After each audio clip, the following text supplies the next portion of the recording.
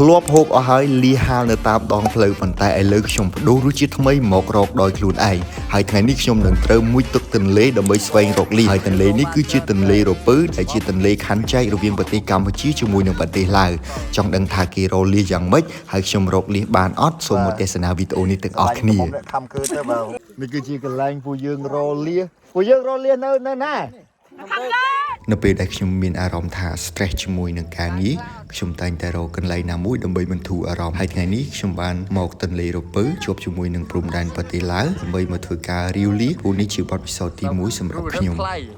គ្រាន់តែឃើញខ្ញុំមកដល់មាត់ទន្លេភ្លាមពួកគេបានបញ្ញាយកទូកដើម្បីមកទទួលយកខ្ញុំពិតជាសរសើរក្មេងភូមិនេះខ្លាំងមែនទែនទឹកក៏ចេះហែលទូកក៏ចេះអុំហើយធ្វើម៉េចទេបើគាត់កើតនៅតាមមាត់ទន្លេរឿងទាំងអស់នេះក៏ត្រូវតែចេះហើយសវ៉ាលៀមើលចុំពីណាហូបពីណាអត់អាយ៉ាឥឡូវបីរកប្រេះបានតែ3ដងទៀតបានហើយឥឡូវនេះគឺថាមកអត់មានមករយហើយសៀមមើលជួយឯណាមនុស្សឃើញទៅលៀឯណាមនុស្សណាទៅណាអត់អូទៅកណ្ដោអូនេះបានអូខេឲ្យឆ្មាត់គ្នាម្ដងមើលមកវិញដឹងមកស្ពេត្រូហើយដោយសារតែកន្លែងពួកយើងកំពុងតែរនេះគឺលៀសមិនសូវជាសម្បូរប្រហែលទេដូច្នេះយើងត្រូវតែបដូរទីតាំងហើយដោយសារតែទូកយើងទូចមិនអាចជិះបានច្រើនអ្នកអញ្ចឹងយើងជិះតែបានតែប្រហែលអ្នកទេហើយពួកគាត់ប្រហែលអ្នកទៀតគឺហែលតាមពីក្រោយចម្ងាយប្រហែលជាខ្ទង់100ម៉ែត្រជាងហើយពួកគាត់ប្រកែហែលខ្លាំងមែនតើអ្នកខ្លះមានកដុងអ្នកខ្លះមានអីគឺហែលតាមទាំងអស់គ្នាតែម្ដងមកមើលទីបានយើឆ្មាត់ស្នំទៅយកបានប៉ុណ្ណេះ200ដងទេមកដោយសារតែទន្លេរពៅនៅចំកដាលក៏ដូចជាផ្នែកមួយចំនួននោះគឺរាក់ទេបងប្អូនគឺមិនជ្រៅនោះទេអញ្ចឹងអាចឲ្យក្មេងៗនោះគាត់អាចឆោតដល់ហើយរបៀបនៃការរលៀសវិញគឺបើសិនគាត់អត់មានឧបករណ៍អីគាត់អាចស្វាដោយដៃរបស់គាត់ជាមួយនឹងដីខ្សាច់ហើយស្វាមកបើសិនជាមានគឺបានហើយចំណែកឯឧបករណ៍ដែលពួកគាត់ច្នៃនឹងគឺគម្របកង្ហាបងប្អូនគ្រាន់តែជោគមកគម្របនឹងមកលើកមកវិញបើមានគឺបានបើអត់មានគឺអត់ហ្នឹងហើយឥឡូវថាចោះមករកផ្ទាល់ទៅម្ដងមកគេថាសំដែងមែនហ្នឹងពោវ៉ាវខ្យល់អូខេតោះយកដាក់ណាម៉ាត់3ក្នុងខដល់ថ្ងៃចាប់ដើរបលិចហើយអីពាក់កណ្ដាលទន្លេរពៅនេះ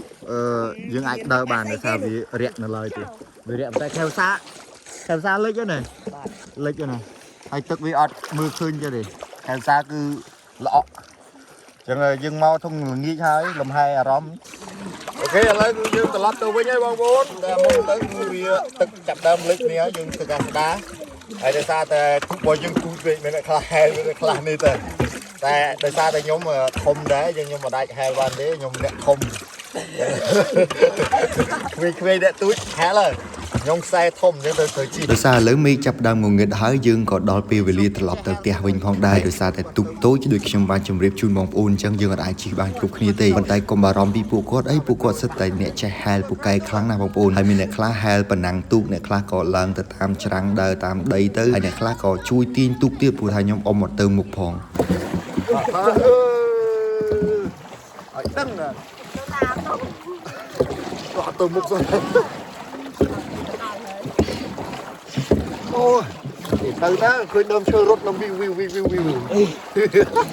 មុននឹងបញ្ចប់នៅវីដេអូនេះខ្ញុំបាទសូមអរគុណទៅដល់ពុកម៉ែបងប្អូនទាំងអស់គ្នាដែលបានទស្សនាវីដេអូនេះតាមពីដើមរហូតដល់ចប់ហើយបន្ទាប់ពីបានកំសាន្តអារម្មណ៍ជាមួយនឹងវីដេអូទៅរលាជាមួយនឹងខ្ញុំបាទតើបងប្អូនមានអារម្មណ៍យ៉ាងម៉េចដែរហើយចង់ទស្សនានៅវីដេអូប្រភេទនេះទៀតដែរឬទេកុំភ្លេច comment ទាំងអស់គ្នាជាចុងក្រោយខ្ញុំបាទសូមអរគុណបងប្អូនទាំងអស់គ្នាយើងនឹងជួបគ្នានៅវីដេអូជាបន្តទៀតនៅពេលនេះខ្ញុំបាទសូមគោរពជម្រាបលា Thank you.